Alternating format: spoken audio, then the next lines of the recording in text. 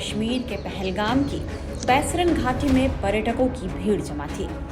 लोग खूबसूरत बैसरन घाटी का लुत्फ उठा रहे थे, परिवार के साथ खुश थे और मस्ती कर रहे थे।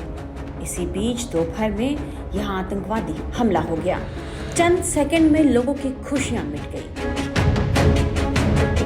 कई दुल्हनों के सुहाग उजड़ गए, कई के पिता बिछड़ गए, कई लोग खून से लथपथ होकर जमीन पर जा गिरे। इस हमले में 26 लोग मारे गए। राष्ट्रीय जांच एजेंसी यानी NIA ने इस हमले की जांच की कमान संभाल ली है और हमले की जांच तेज कर दी गई है। एजेंसी के DG खुद कश्मीर में मौजूद हैं, जिन्होंने बैसरन घाटी का दौरा किया। पहलगाम आतंकी हमले को लेकर NIA की जांच में कई बड़े खुलासे हो रहे हैं। मीडिया रिपोर्ट्स में कहा जा रहा है कि NIA को इस जांच में ऐसे कई सबूत मिले हैं जो इस ओर इशारा करते हैं कि इस हमले के पीछे पाकिस्तानी खुफिया एजेंसी ISI और आतंकी संगठन लश्कर-ए-तैयबा शामिल है। जांच में पता चला है कि लश्कर ने यह हमला ISI के इशारे पर ही किया है। यही वजह है कि पाकिस्तान ने लश्कर चीफ हाफिज सईद को अब भारत के डर से छुपा दिया है और उसकी सुरक्षा चाक चौबंद कर दी है। पहलगाम हमले के बाद पाकिस्तानी सेना, ISI और लश्कर ने हाफिज सईद को एक्स्ट्रा कवर मुहैया कराया है। रिपोर्ट्स के मुताबिक उसके करीबी रिश्तेदारों और खास लोगों को भी पाकिस्तानी सेना ने सिक्योरिटी दी है। पाकिस्तानी सेना ने उन्हें सख्त हिदायत दी है कि वे कहीं भी मूवमेंट ना करें। इधर NIA की जांच में पता चला है कि हमले में शामिल आतंकी पाकिस्तान के ही रहने वाले हैं। हमले के दौरान सभी आतंकी अपने आकाओं के संपर्क में थे। इस दौरान भी उन्हें पाकिस्तान से इंस्ट्रक्शंस मिल रहे थे। NIA की तकनीकी जांच में यह साफ हो चुका है। 3 आतंकी अल्ट्रा स्ट्रेट कम्युनिकेशन नाम की एक विशेष संचार प्रणाली का इस्तेमाल कर रहे थे। इसके जरिए ही आतंकी आपस में संवाद भी कर रहे थे। जांच एजेंसियों ने आतंकियों द्वारा इस्तेमाल सैटेलाइट फोन की भी जांच की है। वहीं NIA को अंदेशा है कि पहलगाम हमले में शामिल आतंकियों की ओवरग्राउंड वर्कर्स ने भी मदद की है। हालांकि NIA अभी इसकी जांच कर रही है, लेकिन इस बात के पुख्ता सबूत मिल रहे हैं कि इन प्रतिबंधित संगठनों के कुछ लोगों का ओवरग्राउंड वर्करों से लगातार संपर्क था। आम आदमी का चलना काफी मुश्किल होता है। घोड़े से लोग जो है बैसरन घाटी की तरफ जाते हैं। ऐसे में एस्केप करने के लिए उन्हें निश्चित तौर पर ये जगह सबसे ज्यादा सुरक्षित लगी। ऐसे इलाके इन्हें सबसे ज्यादा सुरक्षित लगे ताकि वारदात को अंजाम देकर वो आसानी से फरार हो सके। और यही वजह थी कि 2 दिन पहले वो बैसरन घाटी पहुंचते हैं। उसके बाद सबसे पहले रैकी करते हैं और रैकी करने के बाद वो एस्केप पॉइंट ढूंढते हैं। एस्केप पॉइंट यानी जहां से वो भाग सके और वारदात को अंजाम देने के बाद पुलिस फोर्सेस जो हैं उनको भी पहुंचने में समय लगे।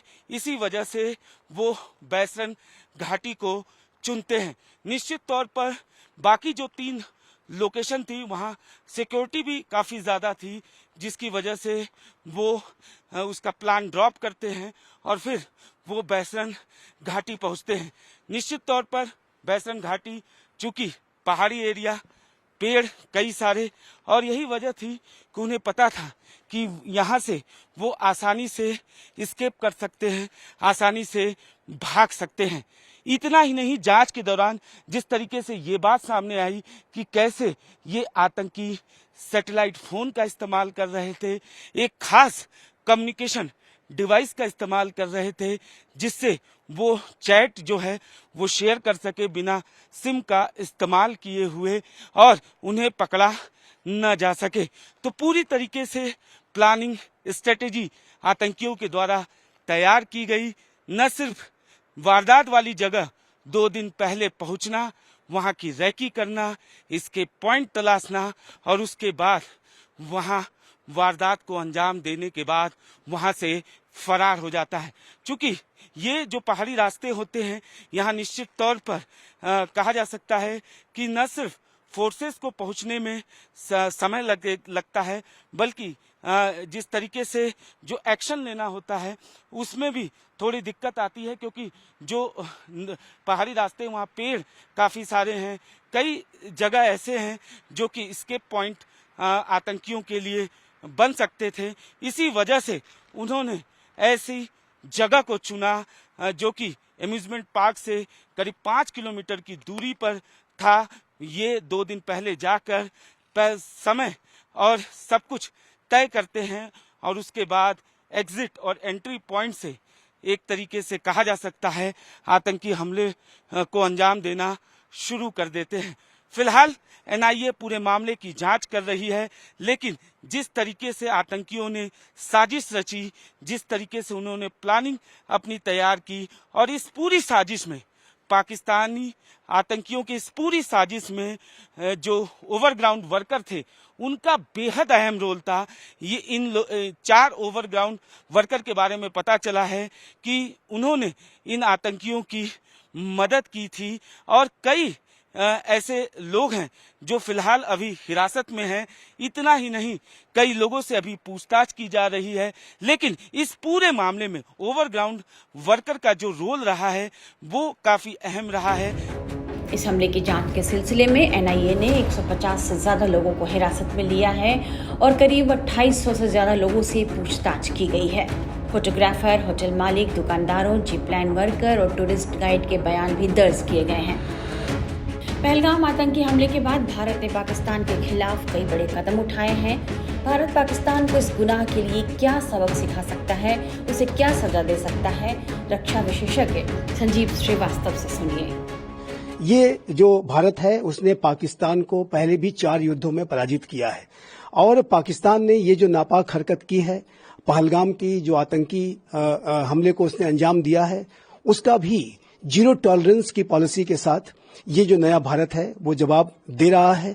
आने वाले समय में और भी बड़ी मिलिट्री मेजर्स के तहत कार्रवाइयां की जाएंगी और पहले भी इस घटना के अगले ही दिन भारत ने एक डिप्लोमेटिक स्ट्राइक और एक इकोनॉमिक स्ट्राइक सिंधु जल समझौते को रद्द करके और कुछ अन्य स्टेप्स लेकर के ले लिए हैं। और ये जो नया भारत है प्राइम मिनिस्टर श्री नरेंद्र मोदी के नेतृत्व का, उसके चरित्र को ये पाकिस्तान के जो नेता हैं वो समझने में भारी भूल कर रहे हैं। ये जो भूल है जनरल मुनीर ने भी की है और पाकिस्तान की संसद के जो नेता हैं, जो सीनेटर्स हैं और पलवाशा खान जो सीनेटर हैं, उन्होंने ये बयान दिया है जो कि जाहिर है कि इस बात को दर्शाता है कि उनके अंदर कितनी असुरक्षा है, कितना भय है।